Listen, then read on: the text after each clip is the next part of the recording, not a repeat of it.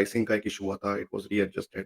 Then there was second से there was some printing issues, quality, and then third there was some covers issue. Sabu को दिखाया जाता था starting में, तो उसका साइज हमेशा चेंज होता रहता था कि ये आप राज को राज ही रहने दो तो अच्छा है। हमारे आईपीज नहीं है चाचा भतीजा के। अच्छा, पद्मश्री का राइट, वो जिक्र रह गया राइट, जो ट्रांसफर को मिला था। वो कितना रिलेवेंट है अभी के बच्चे या अभी के समय के लोग कितना उसको रिलेट कर पाएंगे। इंस्पिरेशन उनको चाचा चौधरी की कन्फ्यूशियस से मिली। अगर बिल्लू आप पे से इंस्पायर हुआ है तो जोजी किससे हुई है? तो हेमेंद्र सिंह भाई, एक उनका सवाल है कि आप दाबू और जाप कॉमिक्स भी रीप्रिंट करेंगे क्या?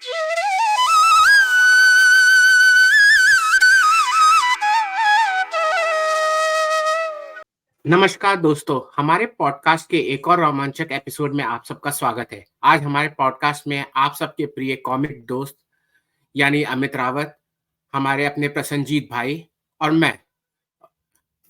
आज आज इस पॉडकास्ट में हम चर्चा करेंगे भारतीय कॉमिक्स जगत के एक दिग्गज की, प्राण कुमार शर्मा जी, जिन्हें हम सब प्यार से प्राण के नाम से भी जानते हैं।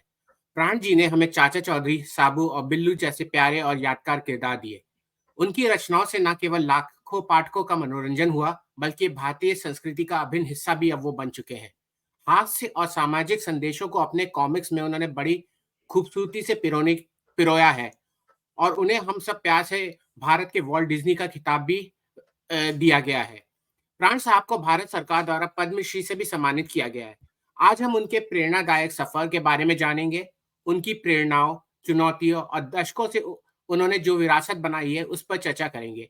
चाहे आप उनके कॉमिक्स के साथ बड़े हुए हो या अभी अभी खोजा हो, यह बात निश्चित रूप से दिलचस्प और ज्ञानवर्धक होगी। तो आज प्राण जी के बारे में चर्चा करने के लिए, उनके बारे में और जानने के लिए स्वागत करिए उनके सुपुत्र और उनकी विरासत को आगे बढ़ाने में लगे हुए निखिल प्राण जी का। Welcome to the podcast sir. Hello sir. Hello, how are you? हम ठीक है निखिल सर, आप बताइए आप कैसे हैं? मैं बहुत बढ़िया, एंजॉयिंग माय लाइफ। सर, सबसे पहले तो हम आपके थ्रू आपके फादर प्राण सर को बहुत बहुत थैंक्स करना चाहेंगे। बचपन से जो चाचा चौधरी और साबू की जो चाचा चौधरी, पिंकू, साबू, रमन जी की जो यादें हैं, उन्होंने हम लोगों के बचपन को बहुत यादगार बनाया। मतलब प्राण सर की कॉमिक्स थी जो एक होता था ना, पेरेंटल अप्रूव कॉमिक्स हुआ करती थी उस जमाने में, जिसको मम्मी पापा बिना किसी क्वेश्चन मार्क के आज जाके खरीद लो, कौन सी लेनी है, डायमंड की, प्राण सर की कॉमिक्स है। तो उसमें कोई घर में क्वेश्चन, और काफी अच्छी, इंकरेजिंग और रोमांचक हुआ करती थी और बहुत ही सिंपल हुआ करती थी, जो बच्चों के लिए भी मेरे ख्याल से आज के जमाने में उस जमाने में एक टिंकल होता था और फिर प्राण सर की कॉमिक्स, यही दो मतलब हम लोगों के बचपन को काफी यादगार बनाया। नहीं, इवन हमारे जिस पॉडकास्ट में कुछ जो अभी के क्रिएटिव्स भी आए हैं, उन्होंने भी जैसे एग्जांपल दिया, जैसे सौम्या ने बताया था कि जब उसने अपने चाचा जी को डायमंड कॉमिक्स, पिंकी की कोई कॉमिक्स पढ़ते हुए देखा, तो उसे लगा कि अरे चलो बड़े लोग भी पढ़ रहे हैं तो ये कॉमिक्स हम भी पढ़ सकते हैं। राइट, तो मतलब जो हम लोग 90s में बॉर्न एंड मतलब ग्रो करे हैं, हमें जो कॉमिक्स जो हमारे घर में पहली आई है वो डायमंड की ही है। मतलब मेरी खुद की चाचा चौधरी और बर्फ का दैत्य है। तो मतलब वो जो लेगेसी है, उस वजह से आज हम यहाँ बैठे हुए हैं कि कॉमिक्स पे हम चर्चा कर रहे हैं। सर आज हमारे बीच नहीं रहे हैं, पर वो कॉमिक्स हैं और उनकी याद हमेशा रहेंगी। राइट, और मतलब और थैंक यू सो मच, मतलब आप यहाँ आए, आप हम लोगों के साथ चर्चा करने के लिए तैयार हुए कि हम प्राण सर के बारे में डिस्कस कर सकें। उसके लिए हम तहे दिल से आपका शुक्रिया करते हैं। अमित भाई, आपको कुछ कहना है? नहीं, आप लोगों ने समअप किया तो यस, निखिल सर की तरफ चलते हैं। उनको कुछ अगर कहना है तो उसके बाद फिर हम लोग अपना क्वेश्चन जो भी है हमारे, हम पूछ सकते हैं उनसे। आप सब की तरह मेरा भी जो बचपन है, पूरी जिंदगी जब से मैंने अपना होश संभाला है, मैंने तो जो कॉमिक्स हैं वो अपने सामने बनते हुए देखी हैं और आज भी कई यादें जुड़ी हुई हैं। बहुत सारी यादें हैं जो बचपन को लौटा, वापस मैं कई बार बचपन में वापस लौटता हूँ। और आप ही की तरह मेरा भी एक अपना पर्सनल कलेक्शन है कॉमिक्स का। और जब भी मैं पापा की, प्राण जी की जो कॉमिक्स हैं जब मैं देखता हूँ, तो मैं वापस अपने बचपन में पहुंच जाता हूँ, जब वो बना रहे थे, मैंने उन पर्टिकुलर कॉमिक्स को बनते हुए देखा अपने हाथ से। तो बहुत यादें जुड़ी हुई हैं आप सबकी तरह। सर तो इसी पे आपसे मतलब पहला क्वेश्चन है बिल्कुल, मतलब जो, क्योंकि हम लोगों ने जो सिर्फ प्राण सर के बारे में जो थोड़ा बहुत जो वो जो डायमंड के स्टार्टिंग में चाहे कॉमिक्स में प्राण सर का एक छोटा सा बायो होता था वो पढ़ा, और थोड़ा बहुत जो भी ऑनलाइन जाना वो वही मालूम है। तो मतलब इट हैज बीन, मतलब हमारे जैसे और जो अब आज की जनरेशन के लोग हैं राइट, उनके बारे में आप प्राण सर के बारे में कुछ बता पाएंगे, उनकी जो as a journey as a cartoonist कैसे शुरू हुई, कहाँ कहाँ उन्होंने वर्क किया, and finally how did he arrive at that milestone of जी पीक जी जी। विद चाचा चौधरी एंड प्राण जी का जैसे जो बर्थ हुआ था वो कसूर में हुआ था। मेरे जो दादाजी थे वो एक आर्मी ऑफिसर थे, और उस जमाने में जैसे उन कसूर का जो पूरा इलाका था उसके आप आज की डेट में लेके चले तो एसएचओ थे मेरे दादाजी वहाँ के, और अंग्रेजों के साथ बैठते थे। और शुरू से ही पापा की ड्राइंग बहुत ही अच्छी थी, और उनको अजीबोगरीब कार्टून बनाना, चित्र बनाना बहुत अच्छा लगता था बचपन से ही। और वो उस टाइम बहुत छोटे थे, ये मैं पार्टीशन से पहले की बात कर रहा हूँ। और उनको जो प्रोत्साहन दिया वो उनके ड्राइंग टीचर जो कसूर में थे, उन्होंने पापा की जब ड्राइंग देखी तो उन्होंने प्रोत्साहन दिया। और पापा जो उनसे प्रेरित हुए कि उनका जो उनके ड्राइंग टीचर थे उनका अंगूठा नहीं था, और आप ये लेके चल सकते हैं जब आप लिखेंगे तो अंगूठा एक ऐसी चीज है जो लिखने में, ड्राइंग बनाने में काम आता है, बहुत एक अहम भूमिका निभाता है। तो प्राण जी वॉज इंस्पायर्ड कि अगर मेरे टीचर इतनी सुंदर ड्राइंग कर सकते हैं एक अंगूठे के बगैर, तो मैं क्यों नहीं कर सकता। ये एक शुरुआत हुई यहाँ से कहानी।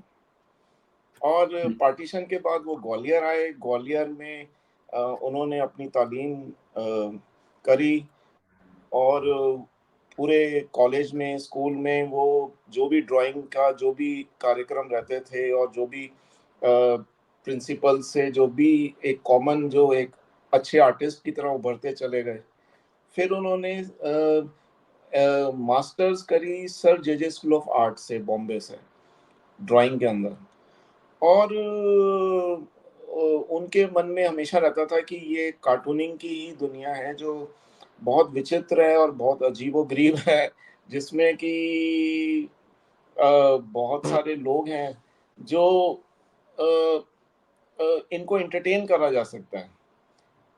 तो यहीं से एक शुरुआत हुई एक कार्टूनिस्ट बनने की। बहुत माइलस्टोन्स आए इसमें, अच्छे बुरे, और वो अपने अडिग रहे अपने काम में, अपने उन्होंने नए नए करेक्टर्स बनाने शुरू किए, और यही एक, और आज हम उनके जो भी लेजेंडरी वर्क्स हैं उसको आज भी हम याद करते हैं। तो सर उनका पहला कैरेक्टर कौन सा था जो उन्होंने बनाया? इट वाज उनका श्रीमती जी जो मैंने वो सुना है, और नहीं, जनरली श्रीमती जी नहीं था। उन्होंने अपना कैरियर 1960 में शुरू किया था, इससे, मिलाप से। मिलाप एक बहादुर शाह जफर मार्ग पे एक उर्दू का न्यूज़पेपर था, और उस टाइम वो वहाँ पे as a cartoonist pocket cartoon बनाते थे। उसमें कोई कार्टून कैरेक्टर नहीं था, एक मिलाप से, और उसमें वो उर्दू का पेपर था क्योंकि पाकिस्तान से आए थे, उनको उर्दू उन्होंने सीखी हुई थी और ड्राइंग सीखी हुई थी। तो मिलाप में उन्होंने पहला अपना कार्टून बनाया था। धीरे धीरे करके उन्होंने लोटपोट से, जो एक वीकली मैगजीन थी बच्चों की, वहां से उन्होंने चाचा चौधरी बनाया, और इंस्पिरेशन उनको चाचा चौधरी की कन्फ्यूशियस से मिली। कन्फ्यूशियस अपने जो ही वाज अ वेरी, अपने दिमाग से वो बहुत पॉपुलर थे। और यही इंडियंस, आप भी जो अमेरिका, कनाडा और सारी पूरी दुनिया में हम छाए हुए हैं, और हम इंडियंस जो प्राउड फील करते हैं, हम अपनी मेहनत और अपने दिमाग से प्राउड फील करते हैं। तो Chacha Chaudhary is you and us. Yes. हम वो अपने दिमाग से उसके पास कोई सुपर फुलिश कोई एडवेंचर या कोई वो फॉर्मूला नहीं है, वो अपने दिमाग से एक्शन करते हैं। तो हम इंडियंस हैं, Chacha Chaudhary represents an Indian all over the world. I think so Nikhil ji, हमारा मतलब एक सवाल था, इसी के ऊपर आपने आधा आंसर कर दिया है, तो उसी को मैं आगे कंटिन्यू कर देता हूँ कि लाइक आपने बोला कि चाचा चौधरी हम में से ही, मतलब एक तरफ तो आपने दार्शनिक कन्फ्यूशियस का नाम ले लिया, दूसरी तरफ उनको आम आदमी से भी रिलेट कर दिया, तो ये प्राण सर ही कर सकते हैं कि एक महान दार्शनिक को एक आम आदमी बनाकर नॉर्मल प्रॉब्लम सॉल्व करवाना। बट उनके जो बाकी कैरेक्टर है, जैसे पिंकी, बिल्लू, रमन, ये भी किसी मतलब आसपास के लोगों से इंस्पायर्ड थे या उनके पीछे कुछ कहानी है जो आप हमें बता सके? उनके जैसे जब ये कॉमिक का दौर शुरू हुआ, तो उस टाइम जब इन्होंने कॉमिक बनाना, चाचा चौधरी लोटपोट में आनी पब्लिश होनी शुरू हुई, तो उस टाइम अब माहौल जो इंडिया में था 1960s में, फॉरेन के सारे कॉमिक्स आते थे, जो कि सुपरमैन, बैटमैन, ब्लॉन्डी बहुत पॉपुलर थे। और भी बहुत सारे थे जो इंडिया में इंडियन न्यूज़पेपर्स में पब्लिश होते थे। लेकिन प्रॉब्लम ये थी कि उनका जो ह्यूमर है, वो हम आम आदमी के आसपास जो सोसाइटी है, इंडियन सोसाइटी को कनेक्ट नहीं हो पाते थे। तो वो जो वैक्यूम था उस टाइम, वो प्राण जी ने पूरा किया। उन्होंने ये सोचा कि मैं एक इंडियन कैरेक्टर बनाता हूँ, जो कि एक उसके पास सुपर पावर्स होंगी अलोंग विद साबू, और वो हमारी जो आसपास की इर्द-गिर्द की जो ह्यूमर, जो एक इंडियन सोसाइटी के जो आइडियाज़ हैं, वहाँ से ह्यूमर निकाल के उन्होंने कॉमिक्स बनाना शुरू किया, which people connected also and they liked also. और उनका हमेशा से ये रहा है कि मैं इतने जो हम इंडियंस हैं, जो इतने अपनी लाइफ में बहुत ज़्यादा बिज़ी रहते हैं, तो मैं मेरे कार्टून पढ़ के वो 1 सेकंड के लिए स्माइल कर दें।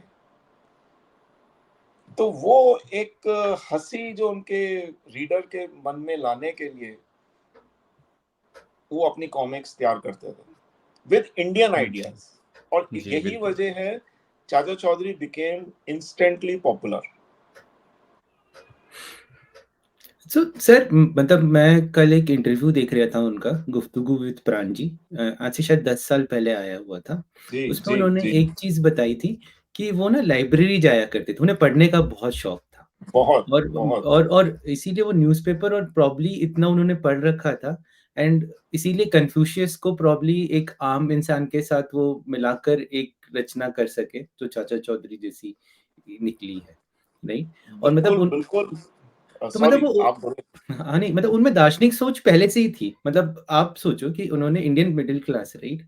एक रोज़मर्रा का काम करने वाला इंसान, उनका हीरो है रमन, एक 5 साल की लड़की ही उनकी मेन कैरेक्टर है पिंकी, एक 7 साल का लड़का उनका मेन कैरेक्टर है बिल्लू, एक अधेड़ उम्र का इंसान चाचा चौधरी। मैं चाचा चौधरी और क्या कहूँ मैं, राइट? तो मतलब उन्होंने कॉमन इंडियन मैन को एक मंच दे दिया, राइट? कि वो अपना स्ट्रेस भूल सके और मुस्कुराहट ला सके अपने चेहरे पे, राइट? जी, बिल्कुल। उनका जो तरीका था, वो सोसाइटी को बहुत ज़्यादा ऑब्ज़र्व करते थे। वो सोसाइटी से आइडियाज़ निकालना, और कभी-कभी तो उस ज़माने में, जैसे मैंने कहा कि आपने मेरे को वहीं पुराने मेरा बचपन की तरफ लौटा दिया मेरे को।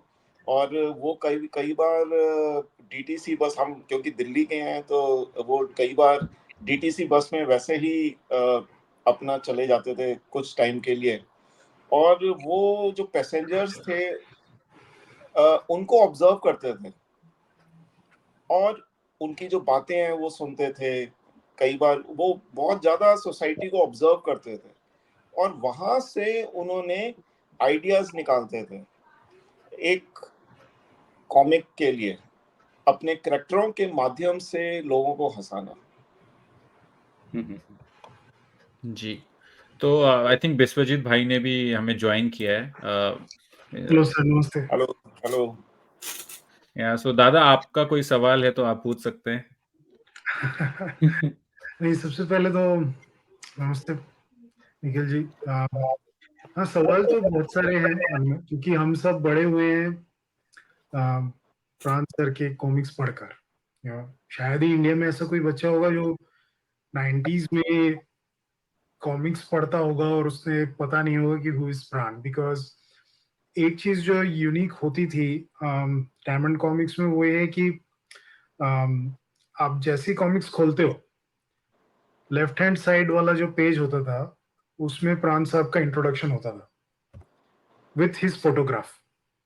तो ये एक यूनिक प्रिंटिंग पैटर्न था जो बाकी सब कॉमिक्स से काफी हटके था, क्योंकि इसमें पहले ही पेज में क्रिएटर कौन है उनकी एक छोटा सा बायो होता था। उनकी लास्ट में एक बहुत सुंदर सा लाइन होता था जिससे एंड होता था कि मैं टैक्स और महंगाई के बोझ में दबे भारतीयों को अगर थोड़ा हंसा सकूं तो यही मेरा सौभाग्य होगा, ऐसा एक लाइन से वो एंड होता था।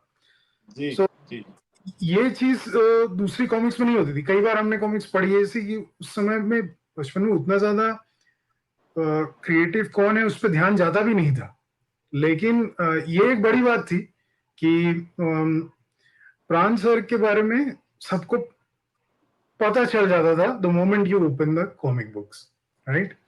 सो जी we are grateful for his creation जो उन्होंने हमें दिया in 90s।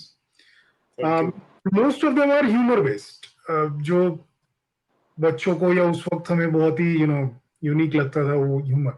But what I noticed over the years, like अब तो इतने साल हो गए हम लोगों ने दूसरे पहले तो बचपन में हम इंडिया में उतने ज्यादा विदेशी जो फन कॉमिक स्ट्रिप्स होते थे वो एक्सेस नहीं होता था। कुछ जगहों में शायद फैंटम या ये सब होता था, but those are like serious comics.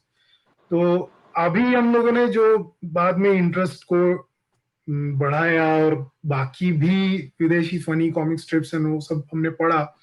तो एक चीज ये मैं अक्सर देखता हूँ कई कॉमिक्स फॉरम में जैसे डिस्कशन चलता होता है या कई ग्रुप्स में कि those comic strip that were created in 70s 80s, उनका जो ह्यूमर होता था वो उस समय के हिसाब से उस टाइम के हिसाब से रूटेड होता था। So now when you read them in those collected formats, जैसे आजकल बहुत से आते हैं IDW से collected old funny comic strips and all, उनका एक एस्थेटिक ओल्ड वैल्यू जरूर है, लेकिन एज ए फन इवोकिंग या उस तरह का जो कॉमेडी है, जो जो उस वक्त के कॉमेडी होता था उसमें, वो कई बार ऐसा फील होता है अभी के समय से रिलेवेंट नहीं है। आपको क्या लगता है कि प्राण सर के क्रिएटेड जो कॉमिक स्ट्रिप्स जो कलेक्टेड डायमंड कॉमिक्स है, जैसे चाचा चौधरी, बिल्लू, पिंकी, उन्होंने जो आसपास के उस वक्त के कैरेक्टर्स को देख के ये बनाया था, आज के समय में अभी के बच्चे अगर वो कॉमिक्स पढ़े, उनके लिए वो ह्यूमर, वो स्टाइल ऑफ गैग्स जो होते थे 5-6 पेज में एक गैग, एक छोटी सी शॉर्ट स्टोरी टाइप की, वो कितना रिलेवेंट है? अभी के बच्चे या अभी के समय के लोग कितना उसको रिलेट कर पाएंगे? ये मैं जानना चाहता हूँ। What's your perspective? Of course.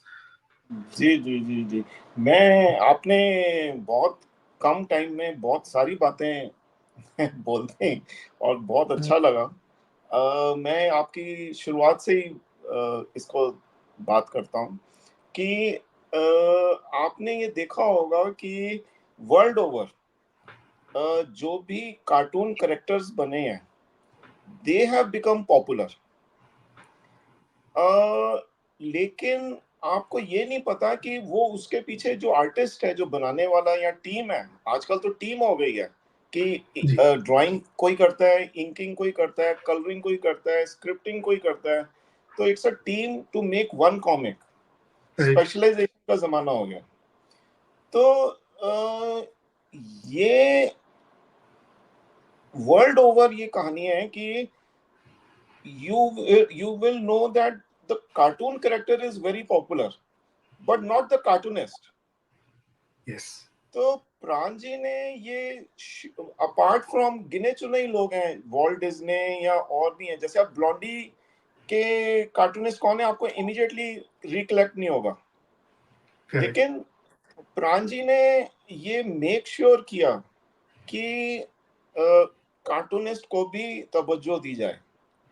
ये रीजन था बहुत कि चाचा चौधरी हर कॉमिक के ऊपर प्राण लिखा जाता था, वो जो एक स्पेशलाइज्ड ढंग से, और उनका जो प्रोफाइल है वो सेकंड पेज पे आता था, so that people should know and respect the cartoonist and his creativity.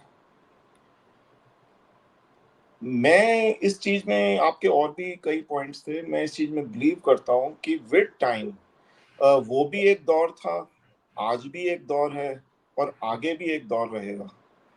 तो मैं इस चीज में बिलीव करता हूँ कि जब टाइम के हिसाब से हमारी सोसाइटी जैसे जैसे चेंज होगी वैसे ही हमारी कॉमिक्स भी चेंज होंगी।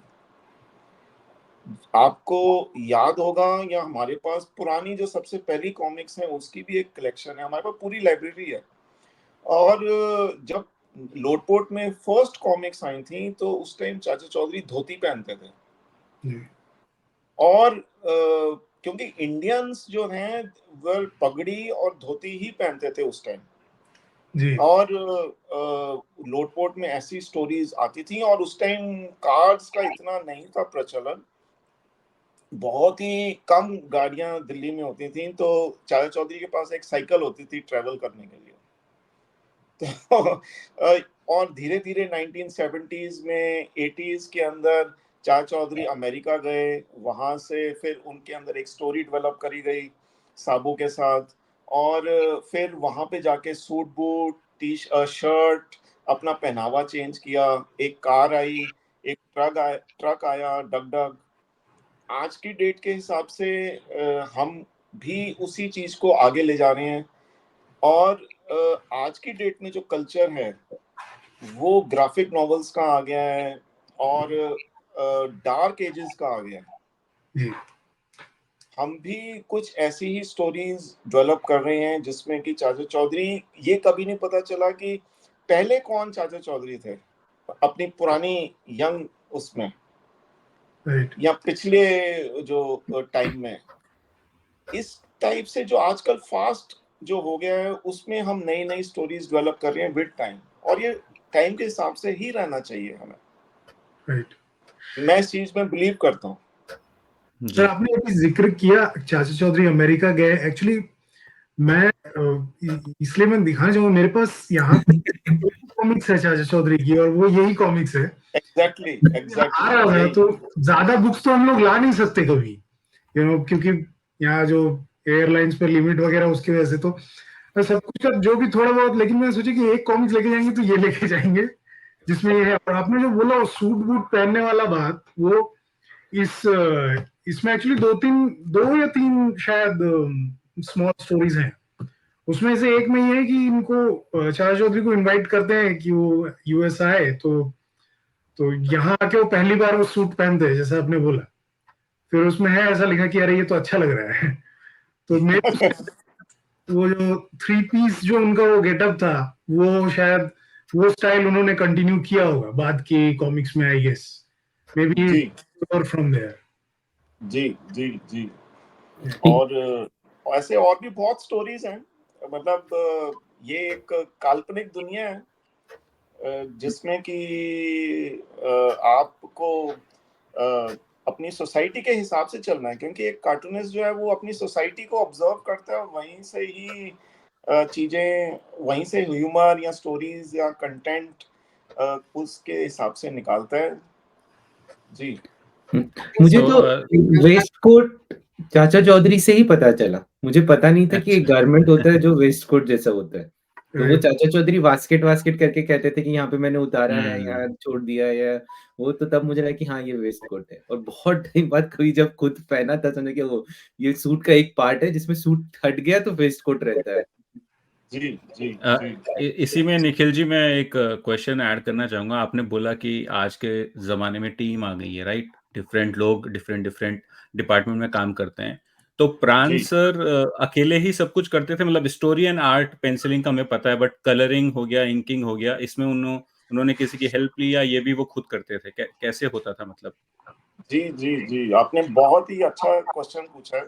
और इस पे मैं जिस ढंग से चाचा चौधरी हमारे सबके जहन में है और पॉपुलर है, वैसे मैं बिहाइंड द स्टोरी प्रांजी की और पापा की बताना चाहूंगा कि ही was a one man army.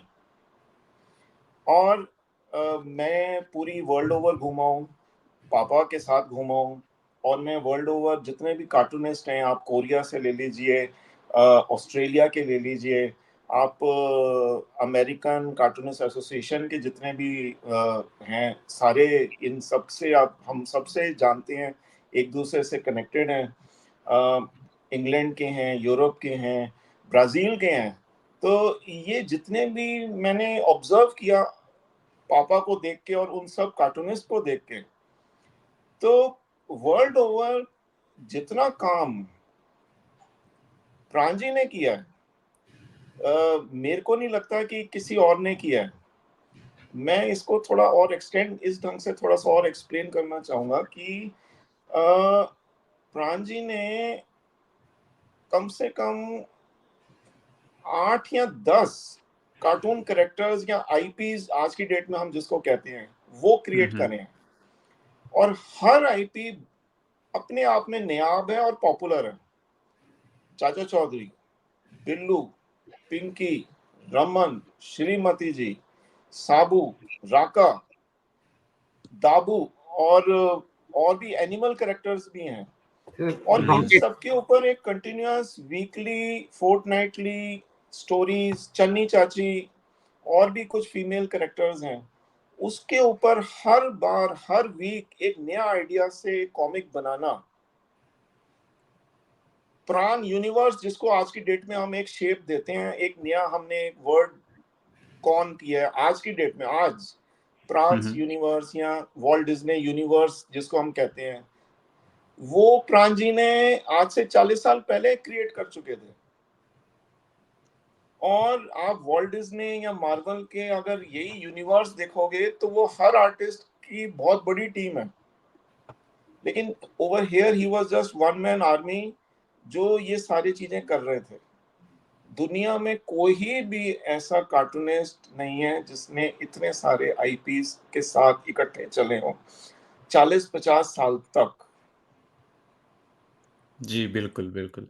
इसमें एक और मेरा कनेक्टेड सवाल है, उसके बाद I will hand it over to other people also कि आपने जैसे बताया कि इन्होंने बहुत सारे कैरेक्टर बनाए, बट जैसे बाकी सारे कैरेक्टर बहुत रिलेटेबल होते थे, आम आदमी की सोच से रिलेटेड होते थे, या एक होता था ना, बॉय नेक्स्ट डोर बना दिया बिल्लू, या फिर श्रीमती जी एक जो हाउसवाइफ है, चन्नी चाची जैसे। बट इनका एक कैरेक्टर है राका, जिसको अगर आज भी आप पढ़ोगे ना, मतलब बचपन में पढ़ते थे तो वो अलग समझ आता था कि एक वो है, मतलब कि वायलेंट पर्सन है जो लोगों को मार देता है, और आज आप पढ़ोगे ना तो उसमें एक डार्कनेस दिखाई देती है कि मतलब वो कैसे भी मार रहा है। उसके डायलॉग्स में भी आपको आज अलग समझ में आएगा, बचपन में अलग समझ में आता था।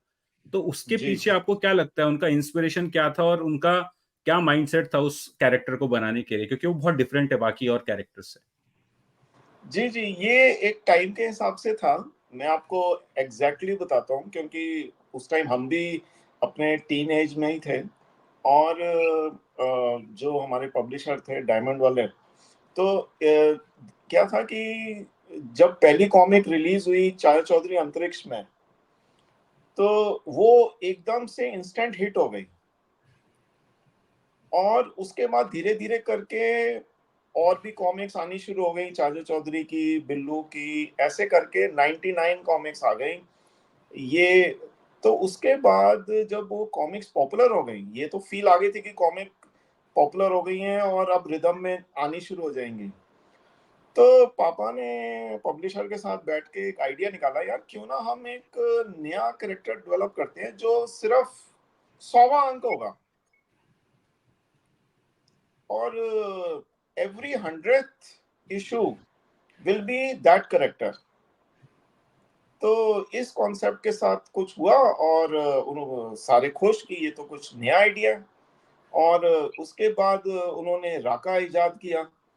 राका के पीछे उनका ये था कि भाई चूंकि ये कंटिन्यूस चलेगा तो हम इसको अमर कर देते हैं। उसने एक औषधि पी और उसके बाद वो एक अमर हो गया एज अ डार्क विलन, वैसे तो और भी बहुत सारे विलन्स हैं, लेकिन राका एक माइलस्टोन बन गया। और माइलस्टोन इस ढंग से बन गया कि it was an achievement of Pranji also कि every 100th issue was a Raka issue, and people used to wait कि भाई राका कब आएगा, राका कब आएगा। और आप लेके चलें कि उसके 17 कॉमिक्स आ चुकी हैं, और हम उसको नए ढंग से कंपाइल करके लॉन्च कर रहे हैं, और जब भी लॉन्च करते हैं, रीप्रिंट करते हैं, वो एकदम आज भी बिक जाता है। हॉट केक्स या यस सर ये जो बात राका से रिलेटेड अमित ने पूछा, इसी से एक्चुअली सिमिलर एक क्वेश्चन मेरे दिमाग में भी था, जो कि शायद आपको ये पता ही, मतलब you will be able to better tell us. जो सारे प्राण यूनिवर्स में जितने कैरेक्टर है, they are like common man, right? और उनकी कहानियां भी day to day common man की कोई प्रॉब्लम, उस पे कोई जोक या कोई घटना, बिल्लू और पिंकी दोनों बच्चे हैं, और इस तरह के Shrimati ji, Raman and all that universe, right? Chacha Chaudhary भी इज लाइक इस, मतलब एक स्मार्ट, बहुत ही इंटेलिजेंट बुजुर्ग कैरेक्टर एक है, it fits into societies perspective. लेकिन प्राण जी ने इस रियलिटी के साथ बैलेंस करने के लिए कि कॉमिक्स में सुपरनैचुरल कुछ चीजें, कहानियां कही जाए, उन्होंने साबू को रखा, right? The character of Sabu is there so that जो चीज फिजिकली शायद चाचा चौधरी नहीं कर सकते, जैसे कि फाइट करे राका के साथ, या कोई और चीज सॉल्व करे जिसमें फिजिकल स्ट्रेंथ चाहिए, एक सुपर हीरो वाइब चाहिए, उसके लिए एक कैरेक्टर जरूरी है to balance out the common man's agenda, कि इसमें फैंटेसी भी है, it's just not a snapshot of a funny happening जो आपने देख लिया कहीं पे, उससे उठा के डाल दिया। उन्होंने एक कैरेक्टर हमेशा जो साथ साथ चलता है पैरेलली चाचा चौधरी के साथ, साबू है, और हर स्टोरी में शायद उसका कोई रोल नहीं है, it's a side character, frankly speaking, lead नहीं है, लेकिन इफ नीड भी वो उनको यूज करते हैं टू फाइट ए बैटल और डू समथिंग सुपरनैचुरल। तो इस आइडिया के बारे में प्राण जी ने, आपको तो पता ही होगा, like how he thought of it, like to balance this out, ये आइडिया उनके पास कैसे आया, या कैसे सोचा उन्होंने? इसका धीरे धीरे जब ये स्टोरीज देखिए, जब स्टोरीज ये कॉमिक की डेवलप होती गई और आइडियाज डेवलप होते गए, तो आपने एकदम सही कहा कि कहीं ना कहीं एक्शन एडवेंचर के आइडियाज की भी एक डिमांड आनी शुरू हो गई। और bye look and feel Chacha Chaudhary is a very normal person.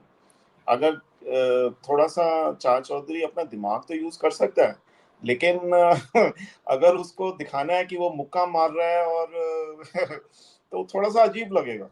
Right. तो ही क्रिएटेड, और डेफिनेटली कॉमिक एक ऐसी फील्ड है जो थोड़ी फैंटेसी से लिंक्ड है। हम कुछ पल के लिए थोड़ा सा रियलिटी से हल्का सा बाहर निकल जाते हैं। तो और कॉमिक एक ऐसा माध्यम है कि इसके अंदर कुछ भी कर सकते हैं, इट्स अनलिमिटेड पॉसिबिलिटीज। तो उन्होंने एक ऐसा कैरेक्टर इजाद किया कनेक्टिंग विद इंडियन वैल्यूज, एक ऐसा कैरेक्टर इजाद किया जो कि जुपिटर से आया है, और जुपिटर हमारे जितना भी प्लैनेट्स हैं उसमें सबसे बड़ा है।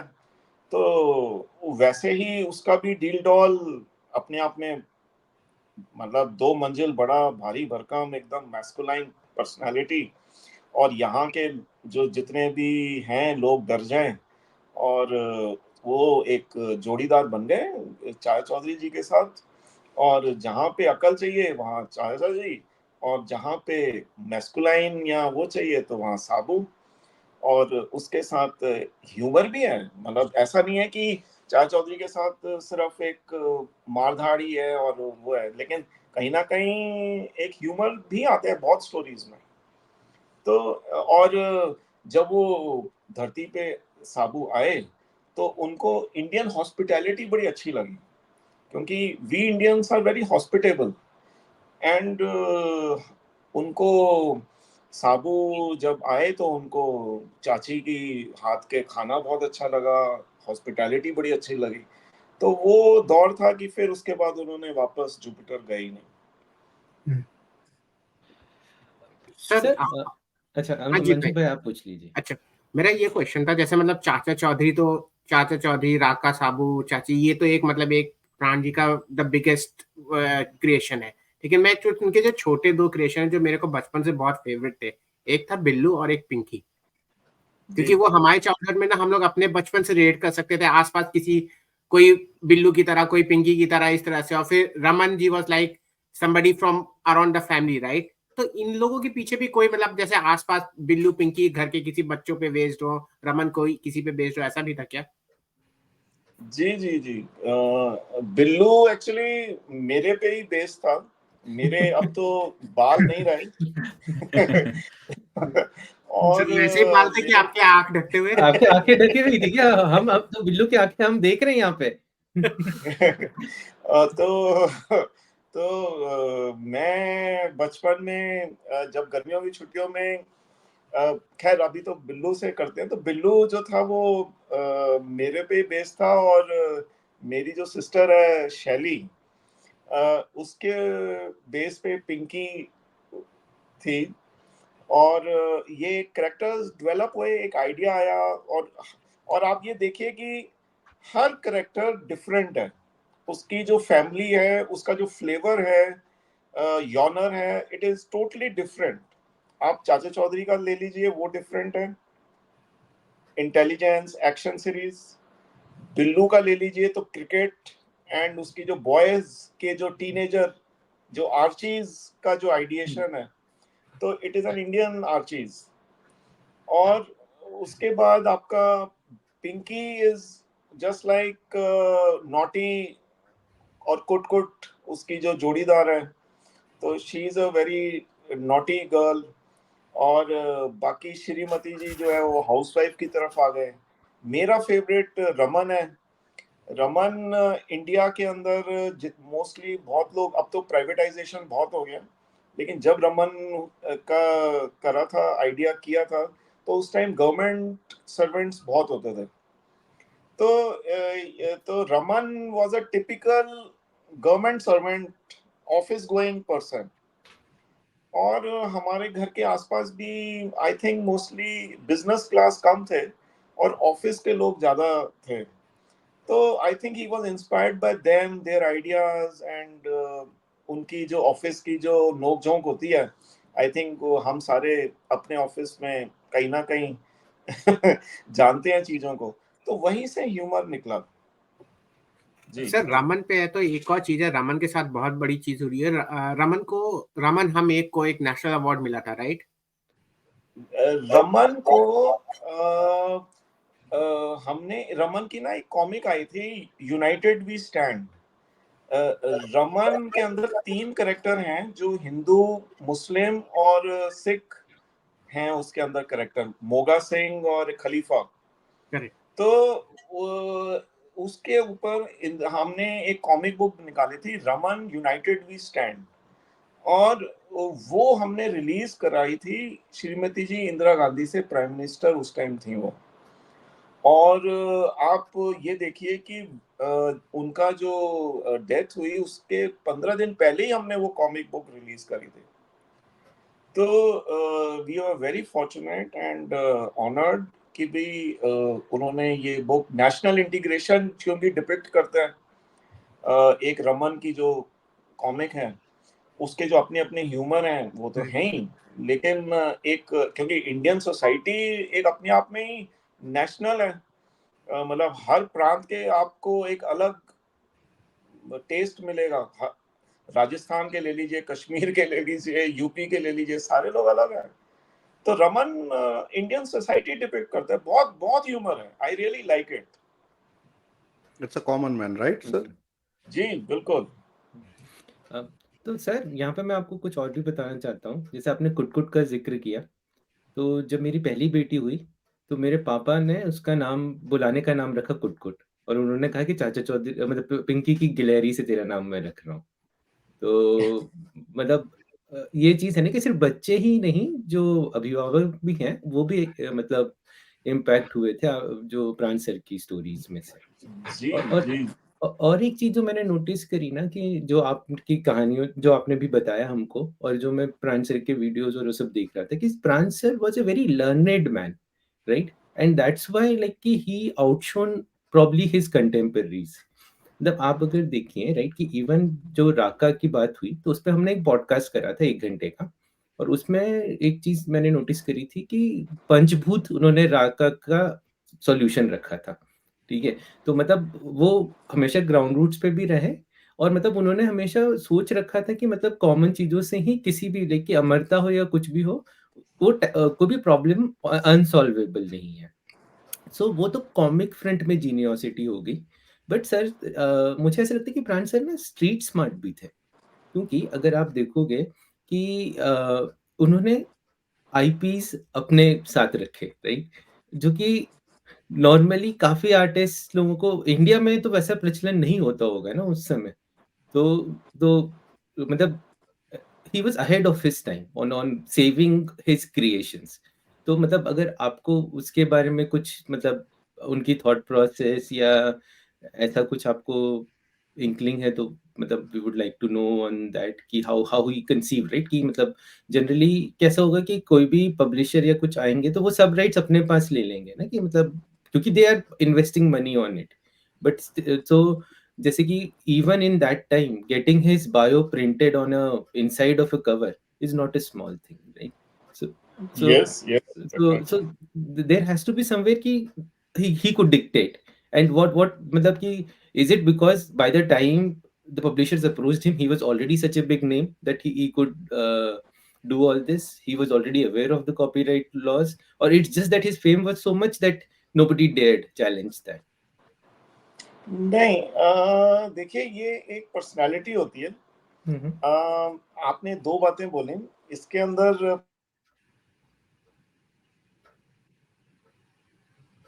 कॉमिक का जिक्र करूंगा कि प्रांजी का जो नेचर था वो आपको उनकी कॉमिक से झलकता है। ही was a very serious person. उसके अंदर जो ही was a very learned person. आप ये देखिए कि उनका ये कहना था कि it is very easy to make someone cry but it is very difficult to make someone smile और लाफ। बहुत मुश्किल है। तो वहां से आप दो पल में अपने किसी भी नेबर को या किसी भी शख्स को थोड़ा सा गलत बोल दीजिए, वो नाराज हो जाएगा आपसे।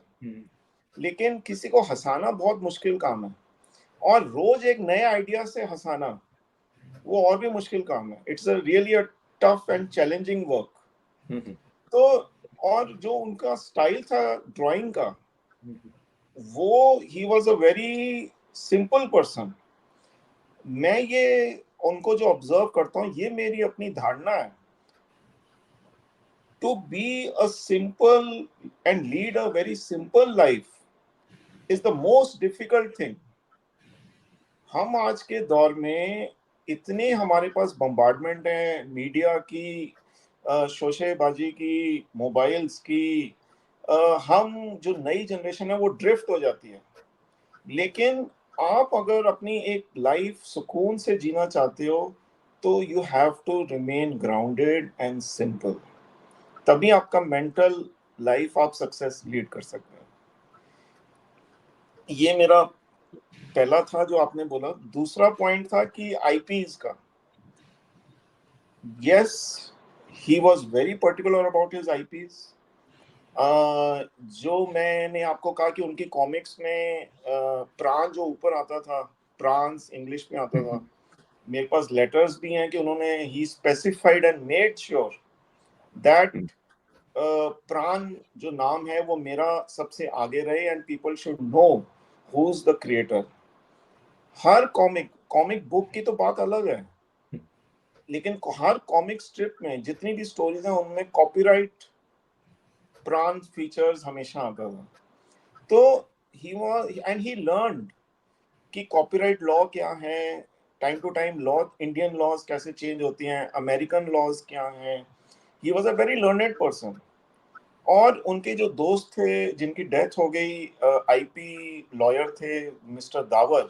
ही was a very close friend and he was very highly regarded IP lawyer of India. वो उनको गाइड करते थे कि अपने राइट्स को कैसे प्रोटेक्ट करना है.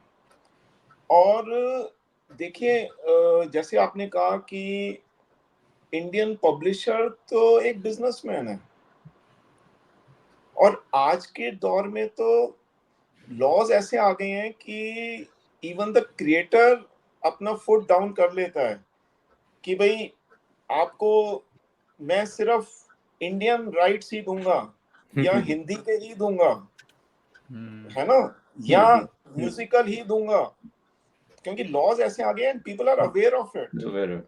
उस टाइम नहीं था. सॉरी.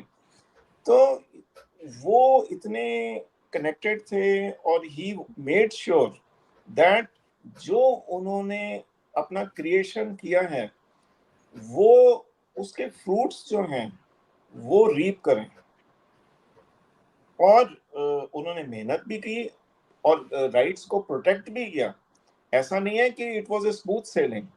जब भी कोई चीज पॉपुलर होती है, देयर आर लॉट ऑफ, जिसको कहते हैं कि जब भी चाशनी के ऊपर मक्खियां आती ही हैं, मधुमक्खियां आती ही हैं, तो there were lot of people who wanted to grab the characters. आज की डेट में भी I know the Indian American IP laws by heart. And जब भी मैंने खुद 2014 से पापा की डेथ के बाद मैंने खुद 400 से ज्यादा डील्स करी हैं, छोटी बड़ी बहुत सारी, जो सक्सेसफुल हुई हैं. तो हमने अपनी जो टीम है, लीगल टीम है, उनके साथ बैठ के हम एक एमिकेबल रास्ता निकालते हैं जिसमें we continue to reap our fruits and ये कमर्शियली सक्सेसफुल हो, है ना. क्योंकि हर पब्लिशर तो चाहेगा कि भाई मैं, एंड इससे ये जो मार्वल की जो स्टोरी है, स्पाइडरमैन की जो स्टोरीज हैं, अगर आप उनकी हिस्ट्री देखोगे, इंडिया और अमेरिका के अंदर कोई फर्क नहीं है पब्लिशर्स में. जी, जी बिल्कुल. मैं डिटेल में नहीं जाना चाहता, लेकिन इनकी जो बैक स्टोरीज हैं, स्पाइडरमैन और इन सब की are the same. Legal battle जी, वहां जी पे भी बिल्कुल. हुए थे. सर सर मतलब हाँ या बोलो इंद्र जीत पे भाई. मैं जस्ट इसमें कंप्लीट करना चाहता हूँ. तो वही गुफ्तगू वाले में ना जो इंटरव्यू था, प्राण सर ने बहुत ही इजी गोइंग फ्लो में उन्होंने ये जिक्र करा था गावर सर का, और सरिता वाला पूरा किस्सा बताया था कि कहाँ से शुरू हुआ था श्रीमती जी के आईपी को लेकर. और वो जी. और उन्हें बड़े ही मृदुभाषी तरीके से, जैसे वो गए और उन्होंने बोला कि देखिए वो ट्रेडमार्क कर रहे हैं. जो गवर सर हैं उन्होंने हंसते कहा कि वो गलत जगह पे जा रहे हैं, उन्हें कॉपीराइट करना चाहिए, ट्रेडमार्क नहीं करना चाहिए. तो वो जो पब्लिशर की जो गुरूर है, उससे एक साइड चीज ये हुई कि सर को एक अच्छे पेटेंट लॉयर मिल गए, और यस. वही शायद आगे तक चला गया, राइट. तो मतलब God works in mysterious way to help actually brand sir, right, like which is again a proof कि अगर आप सही हो तो कुछ ना किसी तरीके से आपके साथ सही हो ही जाता है. जी जी जी. और मैं हमेशा इसमें डेस्टिनी में बहुत बिलीव करता हूँ, और अच्छे लोगों के साथ आपके कर्म अच्छे हैं तो आपको अच्छे ही लोग मिलते हैं. और उनके दावर जो हैं, अब उनकी उनकी नेक्स्ट जनरेशन आ गई है, और हमारे यहाँ पे हम आ गए हैं नेक्स्ट जनरेशन. तो they are protecting our IPs. And अब हमारी अब third generation has also joined, my son Saransh. तो तो it is always generation to generation which are handling their own space. So it's a continuous thing. जी. Yeah, Indra bhai, you were saying something. Pran sir, मेरा एक question है just what जीत भाई said. तो जैसे आपने कहा कि प्राण sir was kind of a Pioneer way ahead of his time इस आईपी एंड कॉपीराइट के बारे में, जहाँ पे इंडिया में मतलब किसी को उतना ज़्यादा पता ही नहीं क्रिएटर्स में. And did he ever try to pioneer this or forefront this among his peers? जैसे यूएस में Neal Adams did that. It was also not much well aware, but that guy did that, but did it came or somewhere he tried even to do that something? Because अभी भी हम लोग India में देखें, lot of people and artists, they are not aware about this, what to do, whom to approach, or what needs to be done. What I hear from you about Pran Saab, he was way ahead of his time, at least in India. I through my social network and I make sure मतलब मैं प्राण जी के पास भी कई लोग आते थे, लेकिन मेरे को उतना ज्यादा नहीं पता। लेकिन जो मेरा अपना एक्सपीरियंस रहा है विद ओपन आर्म्स, मैं अपने Twitter, Insta, Facebook, social media के थ्रू, या जो हमारी अपनी कार्टूनिस्ट फ्रेटर्निटी है, we know each other very well, and मैं विद ओपन आर्म्स सबको ये बोलता हूँ कि अगर आपको कोई भी गाइडेंस आईपी को प्रोटेक्ट करने के लिए चाहिए, आई एम ऑलवेज देयर।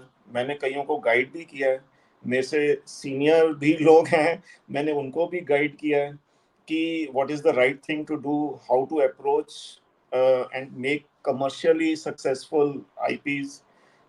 बाकी तो देखिए, हुनर तो हर एक के हाथ में है, वो आपसे कोई छीन नहीं सकता, लेकिन जो लीगल जो दिया है वहां पे एक मेंटल इनसिक्योरिटी एक आर्टिस्ट के अंदर आ जाती थी, जो Pranji overcame. That was a very big thing at that time, and आज की डेट में मैं सिर्फ इतना ही कहूंगा कि मैं बहुतों को हेल्प भी करता हूँ, गाइड भी करता हूँ, अगर कोई मिलता भी है या मेरे से सजेशन भी लेता है with my experiences, and I really want कि नए नए आईपीज आए, और नया नया जो कहेंगे इंडियन सोसाइटी के अंदर, इंडियन सिविलाइजेशन इतनी वास्ट है, इतनी पुरानी है, इसके अंदर हम बहुत कुछ क्रिएट कर सकते हैं। तो and I feel today also that मतलब हम सिर्फ चाचा चौधरी तक क्यों रिस्ट्रिक्ट कर रहे हैं। मैं बहुत ओपनली इस चीज को मानता हूँ कि हमें आगे बढ़ना है, और भी चीजें क्रिएट करें, थोड़ा एफर्ट लगाएं और कमर्शियली वाइबल करें, इतनी अपॉर्चुनिटीज हैं। मैं अपना एग्जांपल लेता हूँ कि पहले we were only famous by only comic books, but with technology हमें आगे बढ़ना है, हम डिजिटल आ गए किंडल से। आज के डेट में आपके यहाँ पे अमेरिका में हमारी कॉमिक्स बिक रही हैं, अभी भी बिक रही होंगी, मतलब एट दिस मोमेंट। जी, this is technology, Yeah. And मेरे को कोई एफर्ट नहीं करना। Plus gaming, plus animation, entertainment, mobile, आगे पता नहीं क्या आने वाला है, हमें उस दौर पे आगे बढ़ना है। कंटेंट इज द किंग, और हमेशा रहेगा। तो हमें इस चीजों को ध्यान रखते हुए आगे बढ़ना है और नई नई चीजें निकालें, और नए दौर के साथ चलें। हम तो अपना काम कर रहे हैं, लेकिन और भी लोग आए तो और अच्छा लगेगा। तो सर इसके ऊपर ही एक कनेक्टेड मेरा क्वेश्चन है कि 2017 के अराउंड एक ऐड देखा था हमने बिल्लू का 3D एनिमेशन का, तो उसके ऊपर कुछ काम चल रहा है या फिर उस प्रोजेक्ट में आप मतलब इन्वॉल्व थे, क्या हुआ उसका, कुछ आपको आइडिया है क्या? हाँ जी, हाँ जी, हाँ जी। अगर आप स्पेसिफिकली देखिए, सिर्फ बिल्लू की बात करते हैं, ऐसे बहुत सारी अपॉर्चुनिटीज आती हैं जो कई बार अपने मुकाम तक नहीं पहुंचती। मतलब तो हमारे मेरे पास, क्योंकि I am a very nodal person, everyone knows me, तो there are lot of opportunities which come every day. मैं गलत नहीं बोलूंगा, अभी भी 2 घंटे पहले भी मैंने एक डील क्लोज करी है, और there are opportunities which come every day, and but हर एक अपॉर्चुनिटी अपना मुकाम फाइनल नहीं करती, लेकिन हम ओपन है हर चीज के लिए, आगे बढ़ते जी रहते जी हैं। बिल्कुल। और जिसमें कि बिल्लू वाज अभी we are still looking out कि इसको और कमर्शियली सक्सेस कैसे करें। ओके। बाकी जो हमारी सक्सेस स्टोरीज हैं, वो जैसे डिज्नी के ऊपर हमारा एनिमेटेड सीरीज लॉन्च हुई, उससे पहले आप लोगों को याद होगा कि सहारा पे इट वाज जो रघुवीर यादव जी के लाइव साथ action live movie. Action yes series yes. चली थी, केतन मेहता जी ने बनाई थी, तो that was also a success. Kindle पे जो हमारी आई एम अ कंप्यूटर इंजीनियर, तो I am a tech savvy. तो जब किंडल लॉन्च हुआ था, तो मेरे उससे पहले भी मेरे दिमाग में था यार ऐसा कुछ होना चाहिए कि डिजिटली हम पढ़ सकें कॉमिक्स। तो and I was one of the first person to launch my comics on Kindle, and today also we are the top selling comics over there in India, and ऐसे और भी हैं हमारी एसोसिएशन, और भी जो प्लेटफॉर्म्स है ऑडियो के हैं उनके साथ हैं जो काम चल रहा है। तो we are very open, and ये बहुत वास्ट फील्ड है, और हम हर एक के साथ डेवलप करते हैं। हमने नई अपॉर्चुनिटीज को ग्रैब करते हैं। नई अपॉर्चुनिटीज ऐसे कि इसके अलावा हम इलेक्शन कमीशन के साथ रिलेटेड हैं। They have taken as a brand ambassador of India, जो कि चाचा चौधरी इलेक्शन कमीशन के जितने उनके मॉडल्स हैं उनको बताता है, अवेयर कराता है फॉर द वोटर्स। ऐसे और भी बहुत डील्स हुई हैं, इनो की है, बहुत हैं, क्रेड की है, गवर्नमेंट में बहुत सारी हैं। तो हम हर अपॉर्चुनिटी को अच्छे से देखते हैं और आगे बढ़ते हैं, and I think that is our success story. जी, सर बिल्कुल, ये तो बिल्कुल। फ्यूचर का हो गया। एक छोटा सा मतलब क्वेश्चन था, मतलब जस्ट ऑन बिहाफ ऑफ, जैसे हम जैसे पुराने फैंस है राइट, जो भी चाचा चौधरी या बिल्लू या पिंकी का जो भी पुराना पब्लिश वर्क है राइट, वो मार्केट में आज के डेट में बहुत कम अवेलेबल है या नहीं अवेलेबल है। So are there any plans उनको वापस से रीएनर्जाइज करके वापस मार्केट में लाना, like in form of omnibus और something like that, so that वो पूरा कलेक्टेड वर्क जो प्राण सर का है वो अवेलेबल हो जाए हम लोगों को? जी जी जी जी, ये ऑलरेडी काम हमने शुरू कर चुके हैं। हमारी अपनी ऑफिशियल जो वेबसाइट है pransforyou.com, इसके ऊपर हमने जितने भी नॉस्टैल्जिक, जितने भी प्रांजी हैड क्रिएटेड 800 कॉमिक बुक्स। तो it's a very daunting task. मतलब मेरे को देखिए आप फर्क देखिए, एक जगह प्रांजी ने वो कॉमिक्स बनाई है अपनी लाइफ में, उनको बहुत आसान लगा। यहाँ पे मेरे को सिर्फ रीप्रिंट करके पब्लिश करना है, तो मेरे को एक चैलेंज लग रहा है। एक आप समझ रहे हैं उस चीज को? समझ रहे हैं। Yes, जी, सर जी, वो बिल्कुल। सर वो होता है ना, आपकी प्रॉपर्टी है तो आपको उसमें वो प्यार और वो चाहिए राइट, वो पब्लिशर को तो सिर्फ छापना होता है राइट, तो फिर वो डिफरेंट चीज हो जाती है राइट। तो हमने बहुत ही क्योंकि हमारे जितने फैंस हैं वर्ल्ड ओवर, उनके रिएक्शंस आते हैं, तो मैंने आपके ये पीछे भी एक शायद गाजा की कॉमिक पढ़ी है, मेरे ख्याल से ये वही नया प्रिंट है शायद, आखिरी जंग। है ना? हम्म हाँ जी हाँ जी, अच्छा ये आखिरी जंग है। ओके ओके हम्म ओके ओके ओके, मुझे लगा कि दूर से लगा कि वो गाजा की कॉमिक आई है। तो हमने अपनी हर महीने एक सेट निकाल रहे हैं, और जितना भी प्रांजी का काम है उसको धीरे धीरे करके लॉन्च करने हैं, रीप्रिंट कर रहे हैं।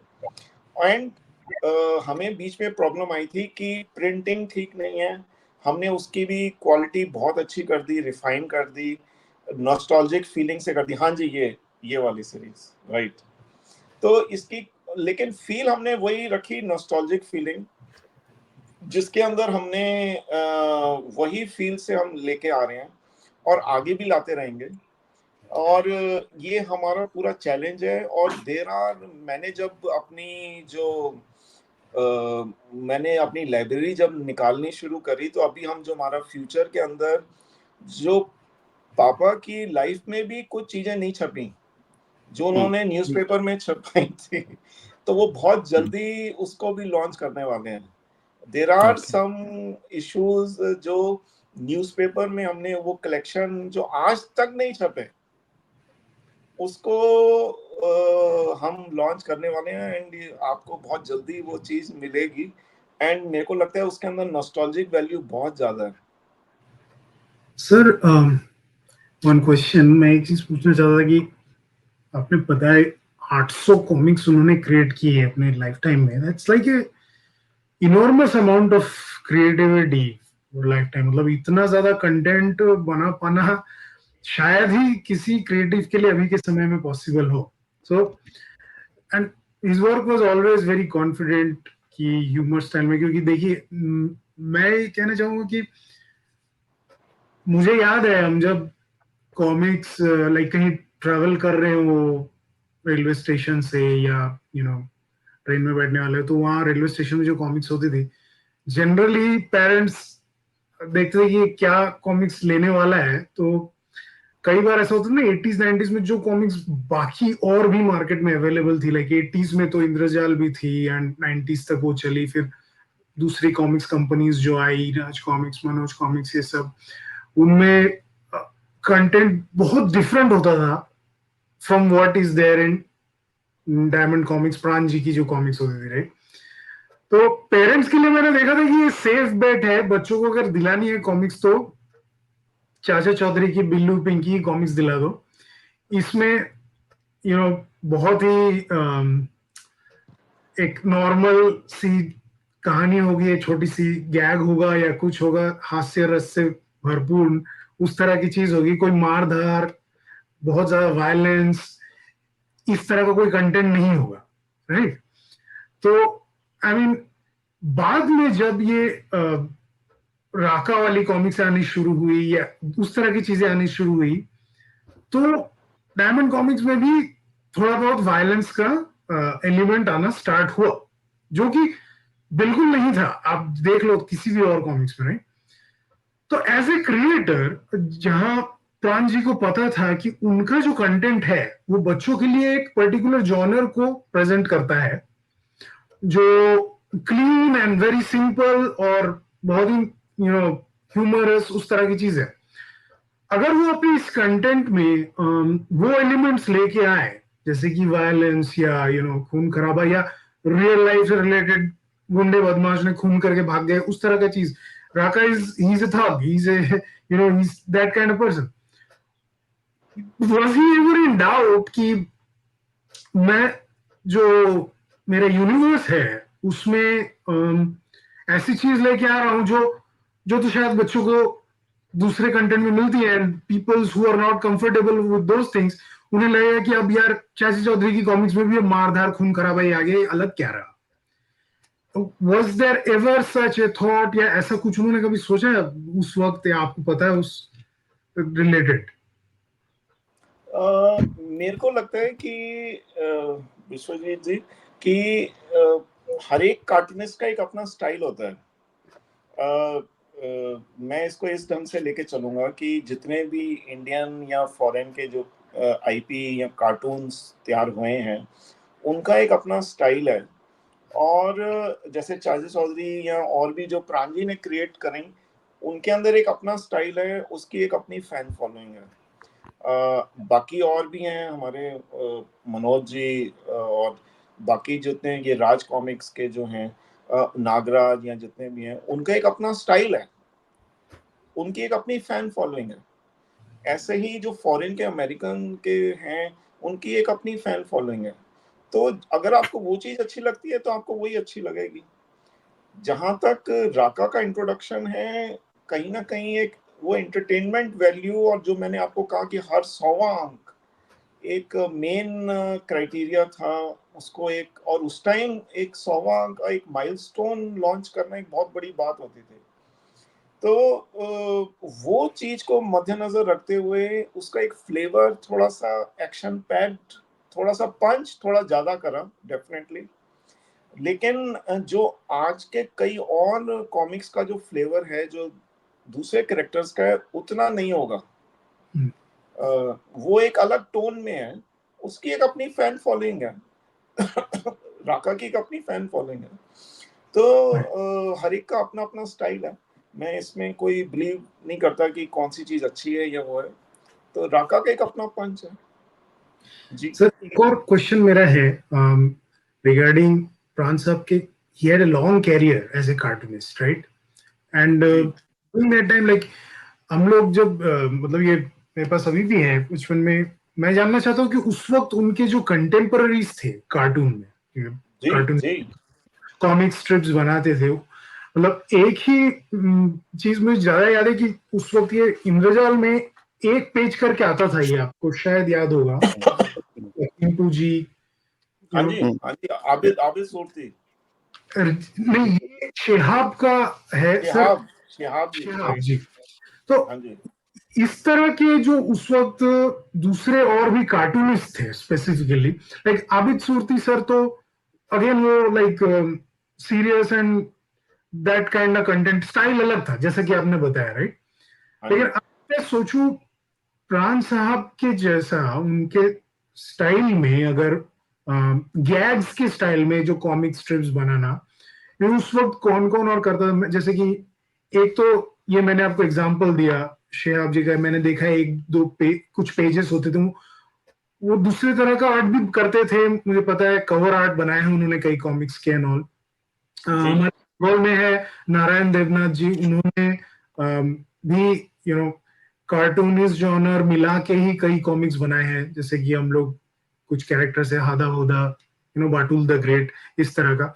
तो ड्यूरिंग दिस टाइम प्राण जी, लाइक अपने कंटेम्पररीज में से किसी का जिक्र उन्होंने कभी आपसे किया जिनका वर्क उन्हें अच्छा लगता हो, जो नहीं, अपने समय के बिल्कुल, साथ उस बिल्कुल, वक्त वो कौन थे, वही मैं जानना चाहता हूँ जिनका बारे में वो he was curious to know. Abu Abu Abraham, Mario Miranda, R K Laxman, Sudhir धर, ये शिहाब, आबिद सूरती, ये जितने भी मैंने आपको नाम लिए हैं, they were the star worlds and seniors first run of Indian comics.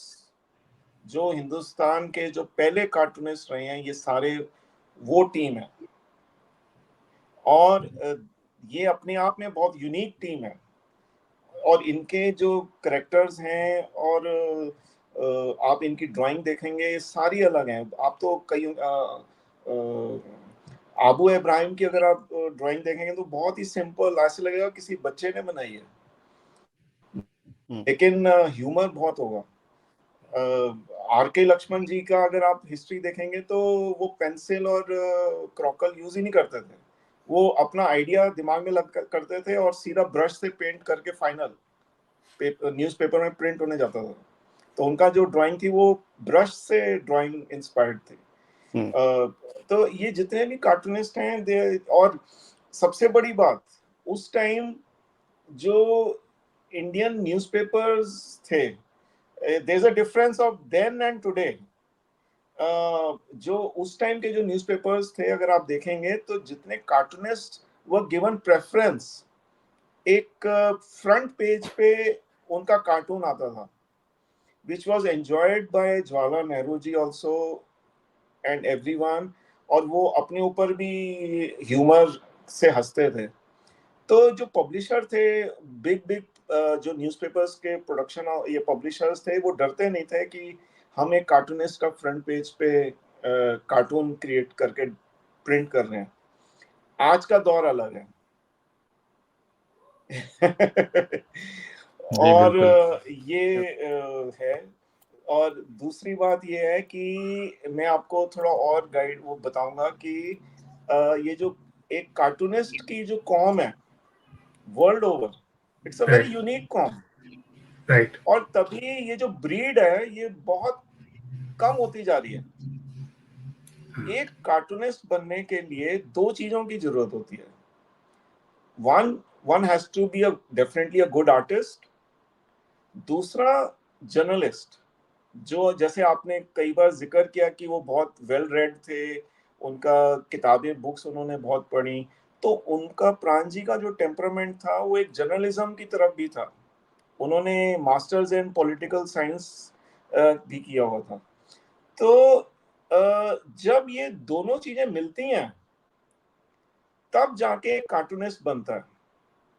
आज के दौर में जो वो ब्रीड कम होती जा रही है, क्योंकि वो काफी टाइम के बाद धीरे धीरे करके एक कार्टूनिस्ट बनता है, और आजकल लोगों को है इंस्टेंट।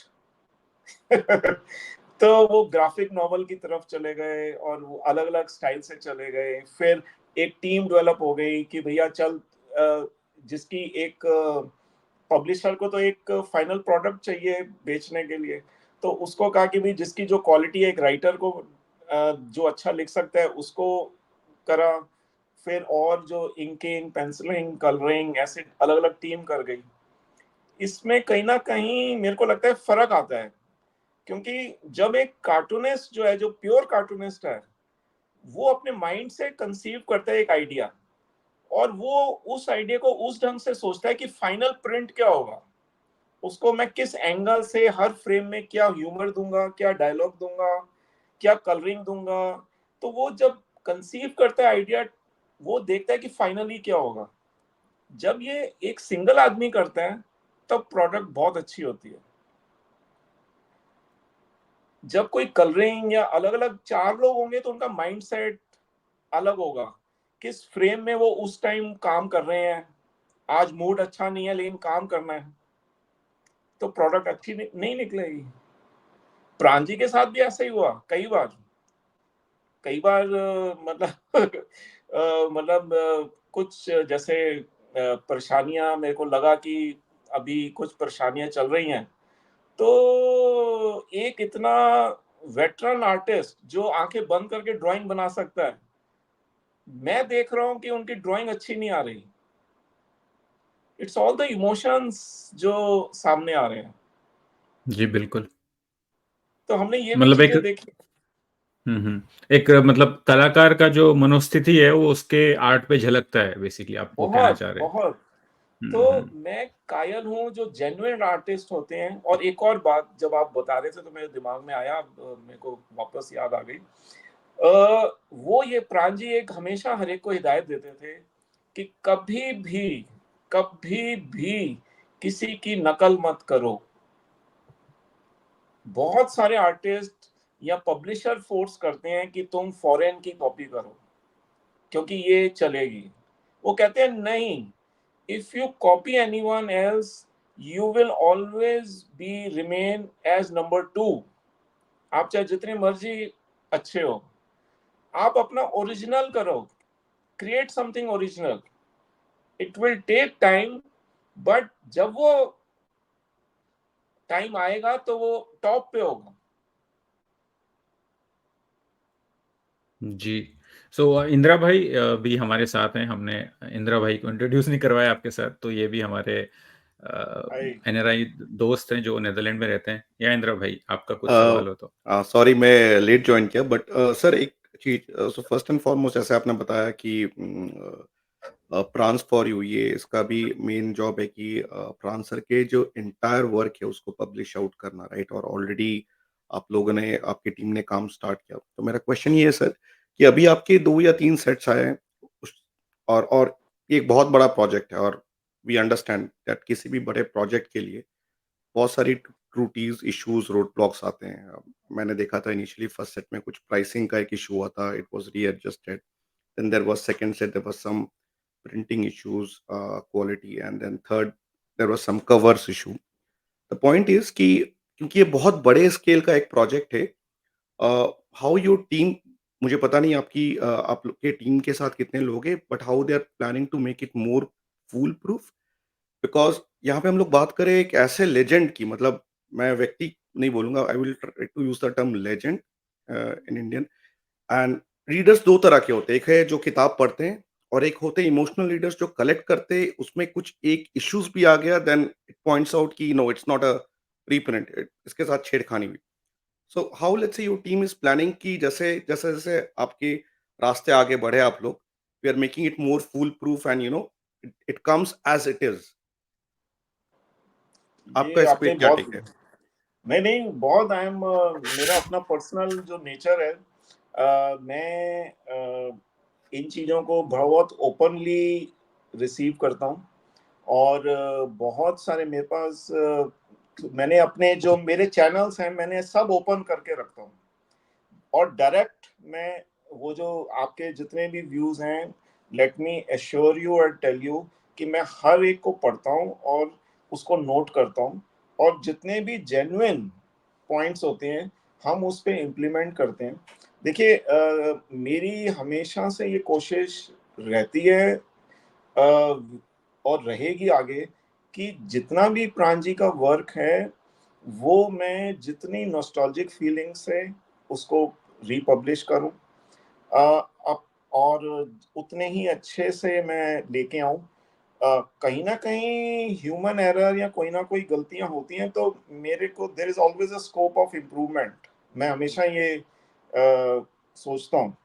और आप जैसे जितने सारे फैंस हैं, जो आपने बहुत अच्छे से कहा कि दो टाइप के रीडर्स होते हैं, एक जो बुक पढ़ते हैं और एक जिनके अंदर कनेक्ट होता है, इमोशनल कनेक्ट होता है। तो ये भगवान जी की देन है कि लोग प्राण जी को बहुत दिल से चाहते हैं और जरा सी भी कोई गलती हो तो पॉइंट आउट कर देते हैं कि भैया ये आपने गलती करी है। Yeah. तो मैं उस गलती को बहुत तहे दिल से एक्सेप्ट करता हूँ और आगे आने वाले टाइम पे नोट करके रखता हूँ कि ये ना हो।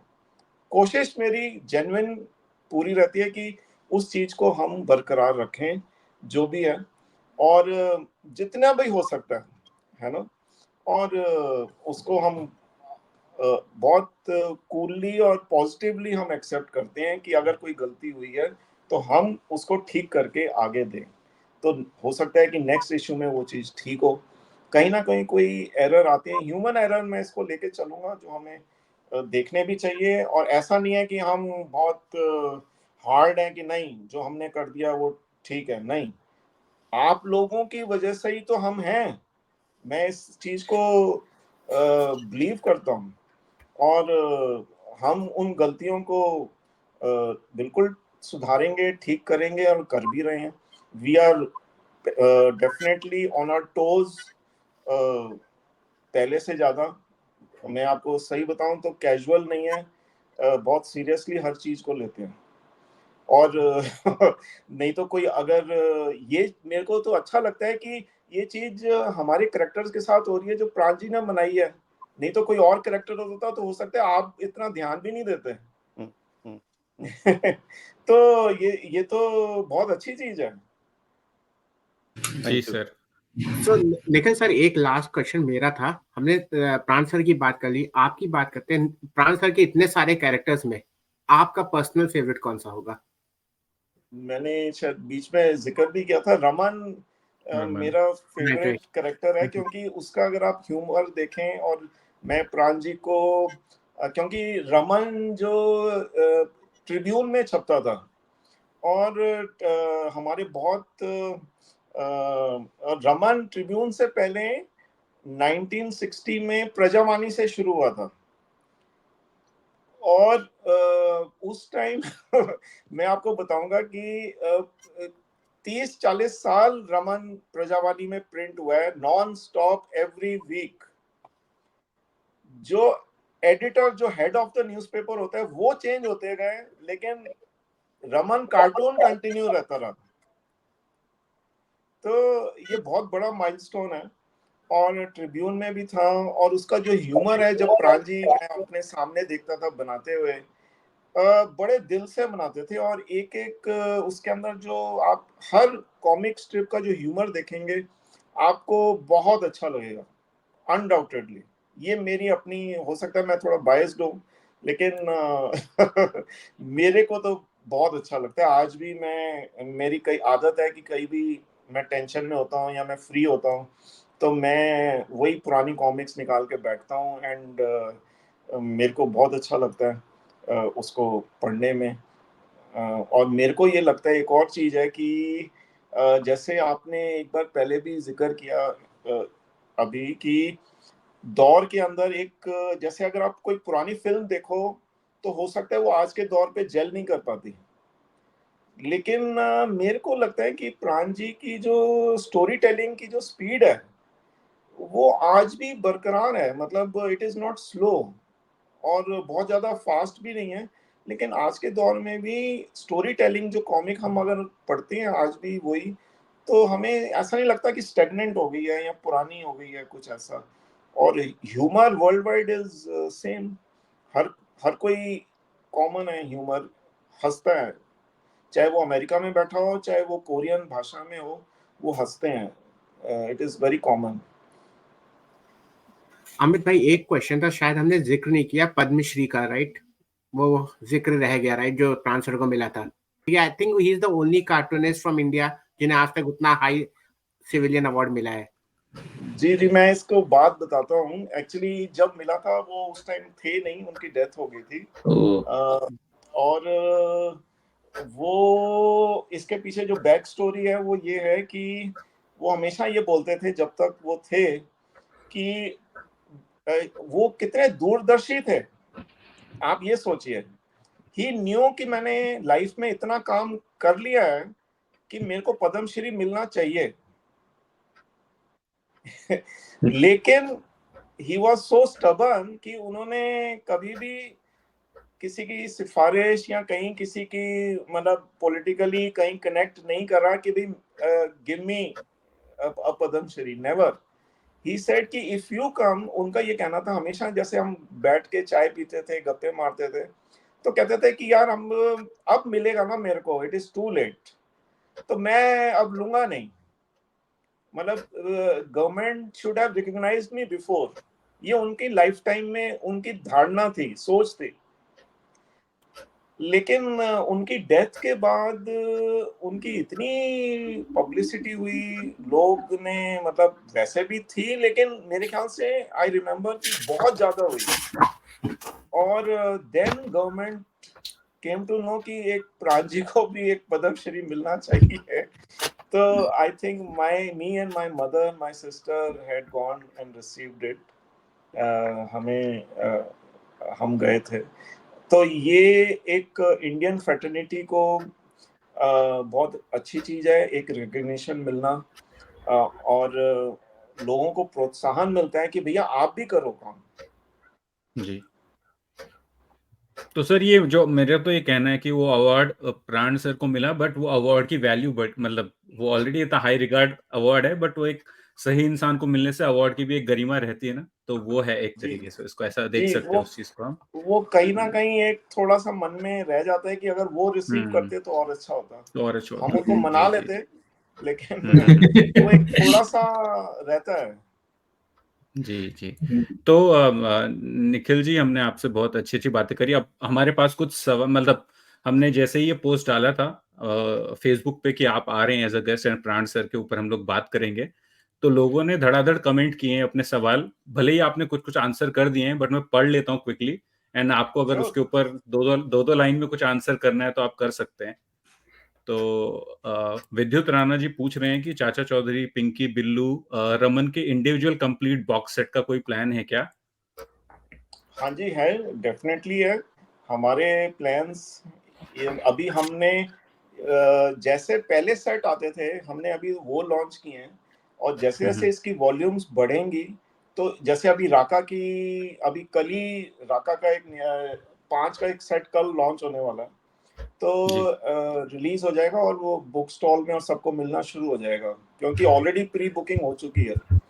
तो तो जैसे जैसे मेरा प्लान है कि हर महीने हम एक सेट निकालते रहें, कंसिस्टेंसी रखें, और जब जब जैसे राका का पूरा सेट हो जाएगा तो उसका एक बॉक्स का कलेक्शन बना लें, चाचा चौधरी का बना लें।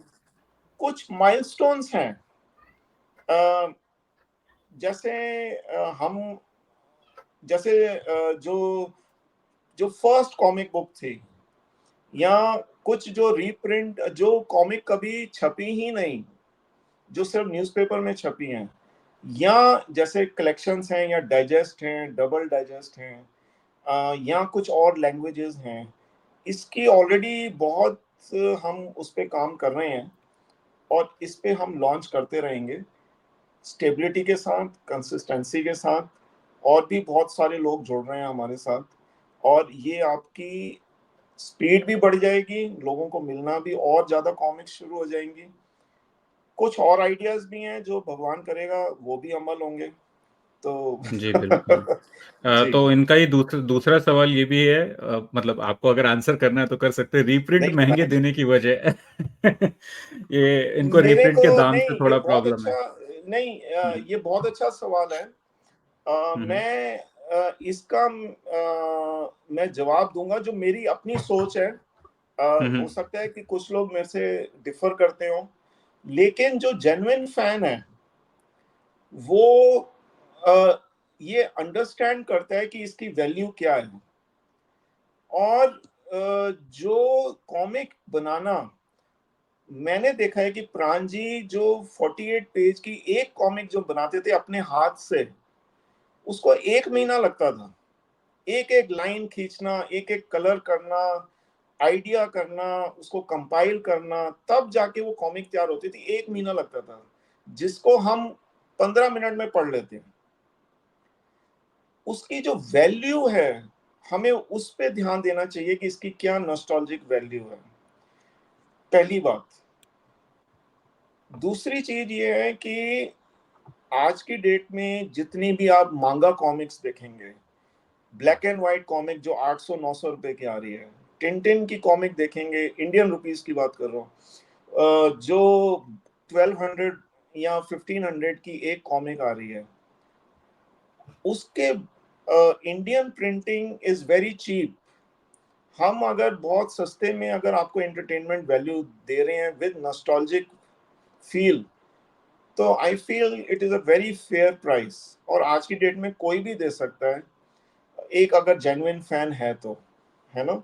और जी, हमारी जी, बिल्कुल, प्राइसिंग, बिल्कुल। आई फील हर एक की अपनी प्राइसिंग है। It is never never over priced, never. आप आई थिंक ये डिफरेंट डिफरेंट फैंस का पर्सपेक्टिव होता है, ये तो इनका था, डिफरेंट इन्होंने फैंस पूछ का लिया। अपना वो है, लेकिन जी। मेरी फीलिंग नहीं है कभी भी। हुँ। अगर हम कोई कॉमिक को इसको अच्छे रेट और बेटर रेट पे भी, क्योंकि हम क्वालिटी भी दे रहे हैं जी, और जी। नॉस्टैल्जिक फीलिंग भी देना चाहते हैं, इसके अंदर पूरा एफर्ट लगता है।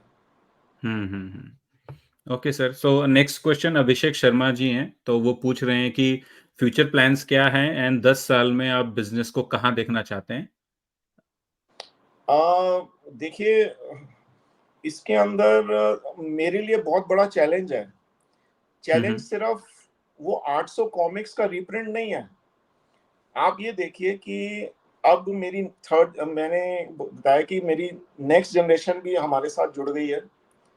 हुँ। उसकी एक अपनी सोच है।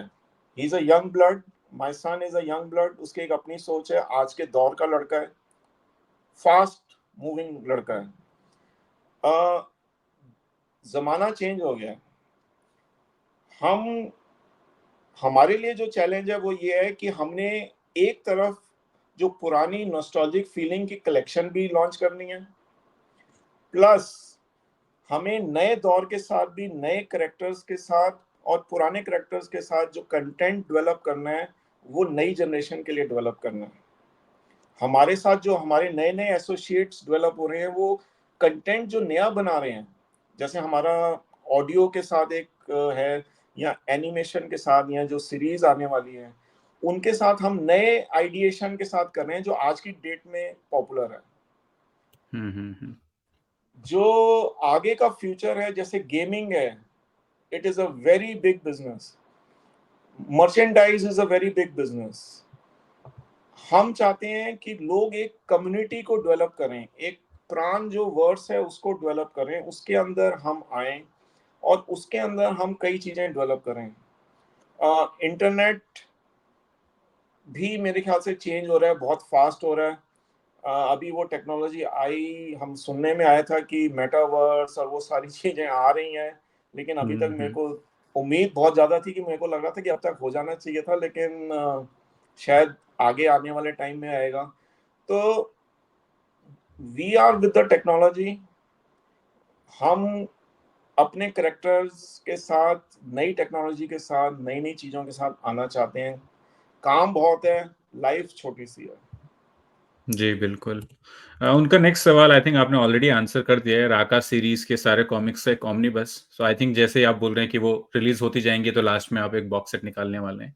जी। एक और फैन का सवाल है और इंटरेस्टिंग सवाल है कि जो प्राण जी का जो ओरिजिनल वर्क है, क्या वो आपके पास रखा है जो पब्लिश नहीं है? और क्या आप उसको कभी फ्यूचर में प्राइवेट कलेक्टर्स के लिए ऑक्शन या कुछ ऐसा पब्लिक करेंगे उस चीज़ को? पब्लिक इन द सेंस, मैं समझा नहीं। मतलब जैसे कलेक्टर्स होते हैं, उनको पसंद होते हैं ओरिजिनल आर्टवर्क खरीदना, राइट? तो आप अच्छा, उसको ओके। ऑक्शन या फिर सेल पे लगाएँगे ओरिजिनल वर्क, या फिर वो मतलब क्या प्लान है उसका अगर आपके पास है तो? हमने उनका सारा आर्टवर्क प्रिजर्व करके रखा हुआ है, और उनकी जितनी भी ड्राइंग्स हैं वो सब प्रिजर्व करके रखे हुए हैं। और अभी कोई ऐसा विचार नहीं है कि हम ऑक्शन करें या कुछ है। आगे आने वाले टाइम में कुछ अपॉर्चुनिटीज आएंगी तो देखेंगे, कोई बड़ी चीज नहीं है, लेकिन अभी तो नहीं। ओके। देन नेक्स्ट क्वेश्चन है अनुराग पांडे जी का। वो पूछ रहे हैं कि इनकी ओल्ड आईपीज की न्यू सीरीज या रीबूट का कोई प्लान है या फिर कोई नया कैरेक्टर आप लॉन्च करेंगे? Yes, definitely we are doing it, we are on the मतलब हम ऑलरेडी इस पे काम चल रहा है।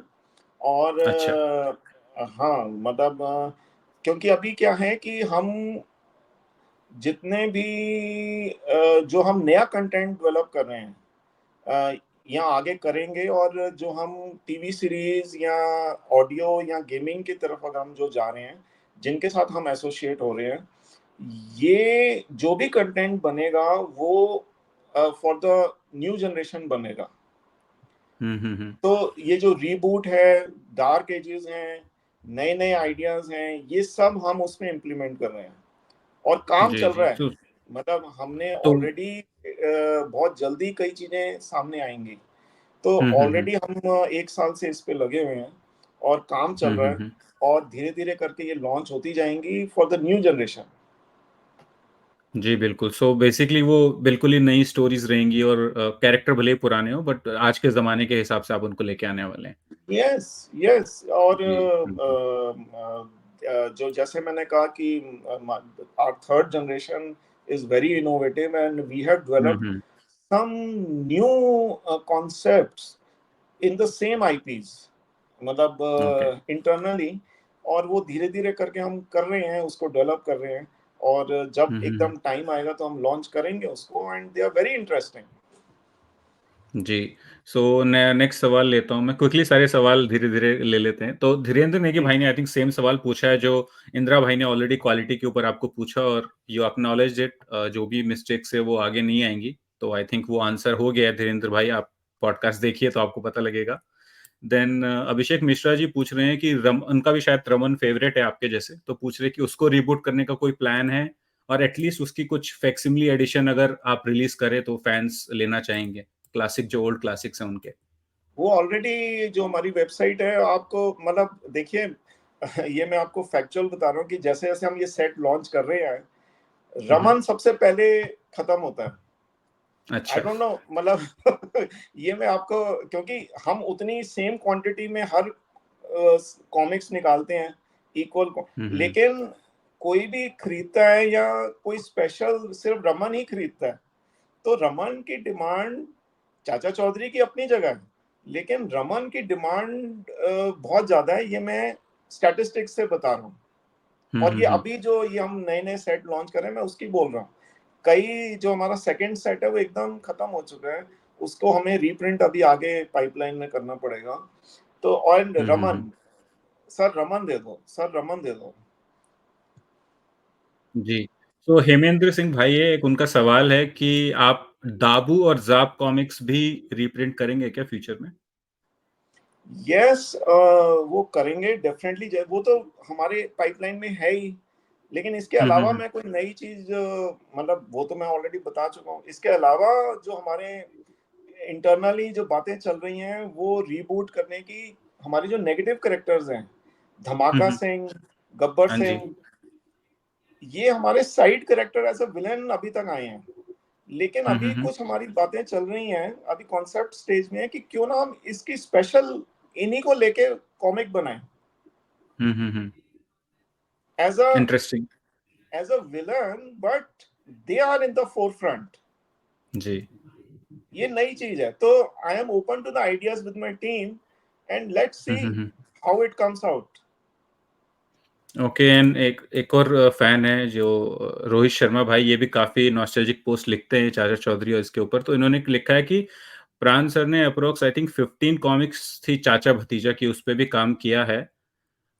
तो उसका कुछ प्लान है रीप्रिंट का या अ, वो हमारे आईपीज नहीं है चाचा भतीजा के। अच्छा। उस टाइम ये था कि जो डायमंड कॉमिक्स के जो पब्लिशर थे, उन्होंने एज एन आर्टिस्ट प्राण जी से कुछ कॉमिक्स बनवाई थी अपने लिए, तो उस पे हमारा कोई हक नहीं है। हमारा जो आईपी का जो कंट्रोल है, कॉपीराइट का जो कंट्रोल है, वो जो प्रांजी ने कैरेक्टर्स बनाए हैं, चा चौधरी, बिल्लू, पिंकी, रमन, श्रीमती जी, दागू, राका, चन्नी चाची, सोनी संपत, इन सब का हमारा अपना ओनरशिप है। तो हम इसी दायरे में सीमित रह के नॉस्टैल्जिक फीलिंग से विद द सेम क्वालिटी हम इसको लॉन्च कर रहे हैं। जी, तो एक लास्ट इंटरेस्टिंग सवाल है, आई मीन बाकी पैनल के लोग भी इसमें अपना इनपुट दे सकते हैं आपके अलावा, कि जब साबू को दिखाया जाता था स्टार्टिंग में, तो उसका साइज़ हमेशा चेंज होता रहता था कि वो कभी एक तो घर के बराबर दिखेगा, कभी वो आपको प्लेन के ऊपर बैठा दिखेगा। तो लोगों को बहुत कन्फ्यूजन है कि साबू के पास भी कोई ऐसी जिन्न जैसी शक्ति है कि अपना साइज़ घटाने-बढ़ाने की, या फिर वो हर बार प्राण सर अपनी इमेजिनेशन से उसको उसका साइज़ चेंज करते थे हर कॉमिक्स में? मेरे ख्याल से ऐसा कुछ था नहीं। मतलब साइज तो साबू एक 2 मंजिला चौड़ा, लंबा चौड़ा हाइट का है।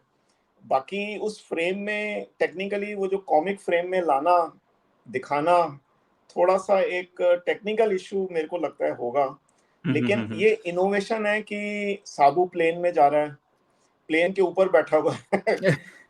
और शायद अगर आप पुराने कॉमिक्स अगर जानते होंगे, शुरू-शुरू में जब साबू था तो उसकी चोटी थी, कई शुरू-शुरू में ड्राइंग्स में।